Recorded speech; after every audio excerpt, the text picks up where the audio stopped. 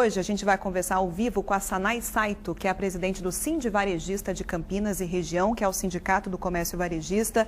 Você pode participar com a gente mandando a sua pergunta em texto no nosso WhatsApp 019, 999920000. Manda pra gente o seu nome completo, a sua cidade e também a sua dúvida, que o pessoal vai responder pra gente. Quem vai conduzir então essa entrevista ao vivo aqui no IPTV1 é o Luiz Curvini. Boa tarde, Luiz Curvini. Boa tarde também a presidente do sindicato. Natália, boa tarde para você, boa tarde a todos. Pois é, então, reforçando mais uma vez, o pessoal de casa pode mandar essas perguntas para a gente responde aqui ao vivo, é muito importante para esclarecer todas essas dúvidas. Então, como você disse, estou aqui com a Sanai Saito, ela é presidente do Sindicato do Comércio Varejista de Campinas e região. Obrigado aqui pela sua participação. Ela vai falar um pouquinho então dos prejuízos causados por essa quarentena para o comércio, as alternativas para os comerciantes e também o futuro da categoria. Só que antes da gente então bater o anúncio que foi feito pelo governador João Dória ontem, que falou então sobre o postergamento da quarentena. A gente tem algumas imagens então dessa coletiva, é a segunda vez que ele prorrogou a quarentena, agora para o dia 31 de maio. Antes, estava prevista uma reabertura gradual do comércio para essa próxima segunda-feira, no dia 11, e na segunda-feira, e a justificativa do governador é que a realidade da pandemia é muito crítica em São Paulo e, segundo o governador João Dória, reabrir as lojas e a economia colocaria em risco de vidas. Então, sobre esse assunto, eu já conecto aqui com a presidente. Eu gostaria de saber de você, Sanai, como fica o comércio, então, nesse cenário que agora, então, jogou a abertura do comércio, né, tudo mais, o fim da quarentena para o dia 31 de maio. Boa tarde. Boa tarde a todos. A gente tinha uma grande esperança que, pelo menos, houvesse uma flexibilização, mesmo que mínima, tá? Olhando o mapa de São Paulo, a gente observa que nós temos várias cidades pintadas de vermelho, outras de verde, outras de amarela. E a nossa esperança era que esse pessoal, de cidades pequenas, pudessem ser o nosso ensaio, tá? O ensaio de como seria essa reabertura. Vamos tentar ainda mais para frente, conversar com o governador, conversar com os prefeitos das cidades, porque a gente precisa ter um modelo, experimentar um modelo, antes de pensar numa abertura total. A gente tem uma estimativa do prejuízo já? Prejuízo para esse mês de maio, tá? Na nossa região é estimado em 1,8 bilhões, tá? Os segmentos que mais vão sofrer são o de imóveis e decoração. Eles vão sofrer 92% de queda. Depois vem eletroeletrônicos e calçados, 73%. E um dado que é bem interessante a gente observar é a queda também dos supermercados em 13%. Daí a gente pergunta, mas por que supermercado se está todo mundo indo para o supermercado? A gente consegue dizer se há risco de colapso no setor e se sim, em quanto tempo? Não, colapso de abastecimento a gente não tem. Pelo menos por enquanto não existe notícia de colapso, tá? Agora, a queda na venda dos supermercados a gente pode explicar. Com a redução de salários, a suspensão dos salários na nossa região, os salários vão ser rebaixados. Então, o poder aquisitivo da sociedade vai ser menor. Então, a ida ao supermercado é para bens essenciais. Então, a gente está esquecendo um pouco do supérfluo. O sindicato tem um balanço já das lojas que estão fechadas e se existe o risco delas não reabrirem mais? Risco de não reabrir, eu acho que existe no pequeno empresário, tá? Porque embora se fale que tem um crédito para esse pessoal, o pessoal não está conseguindo chegar. Nós vivemos num país extremamente burocrático. E essa burocracia, ela atrasa.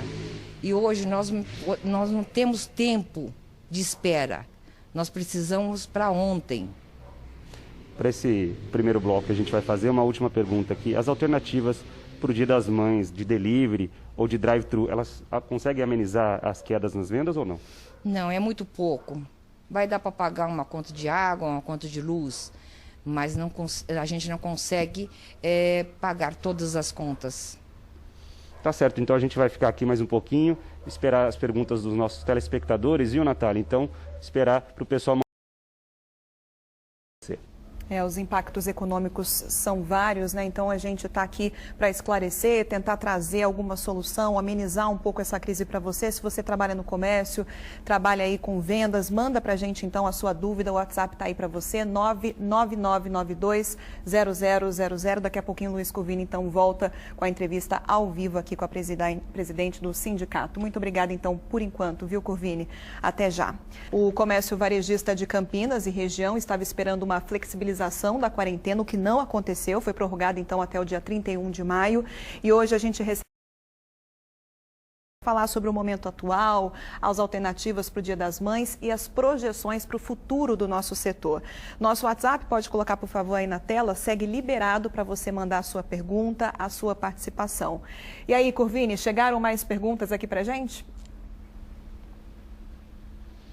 Sim, Natália, temos várias perguntas que chegaram aqui pelo nosso WhatsApp, então eu vou novamente conversar aqui com a Sanai Saito. A primeira delas aqui é da Jomara, do Jardim Paraíso. A senhora acha que as lojas vão precisar se atualizar nas vendas online? Sim, já é sabido há muito tempo que as lojas têm que chegar ao consumidor de várias formas, tá?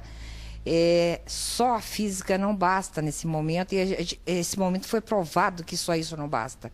Tá? Então tem que se aperfeiçoar sim. A mesma Jomara, ela adicionou mais uma perguntinha, então será que a partir de agora as pessoas vão fazer compras mais conscientes? Para a alegria dos maridos, a grande pergunta, para que outro sapato? Muito bem, temos aqui a pergunta então da Elisa, da Vila Itapura. O comércio poderia voltar a funcionar como os bancos, tendo aquele controle de entrada, número reduzido de pessoas, isso poderia ajudar os lojistas e os pequenos empresários? Sim, eu acho que a reabertura do comércio vai ter que ser dessa forma, tá? Com a comunidade como um todo, não só o empresário, o seu empregado, mas o cliente. Todos eles têm que ter seu grau de responsabilidade, tá? De afastamento e higiene total. Temos aqui uma pergunta da Luciana, do Botafogo. Agora não seria a hora de isentar altas taxas de ICMS de vários produtos? Esses pedidos foram feitos aos governos estaduais e estamos esperando respostas.